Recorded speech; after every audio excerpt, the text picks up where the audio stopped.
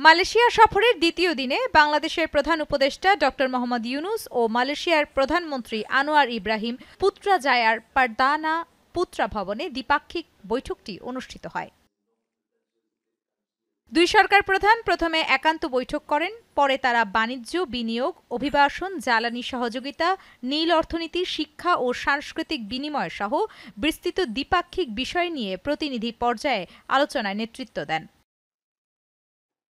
এরপরে দুই নেতার উপস্থিতিতে একাধিক সমঝোতা স্মারক সই হয়, যার মধ্যে ছিল প্রতিরক্ষা, এলএনজি সরবরাহ, কৌশলগত গবেষণা, ব্যবসা-বাণিজ্য, কূটনৈতিক প্রশিক্ষণ, হালাল শিল্প ও উচ্চশিক্ষা সহযোগিতা।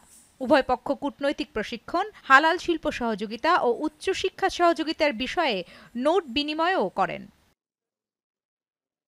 এদিকে দ্বিপাক্ষিক বৈঠক শেষে মালয়েশিয়ার প্রধানমন্ত্রী আনোয়ার ইব্রাহিম প্রধান উপদেষ্টার সামনে একটি মধ্যাহ্নভোজের আয়োজন করেন।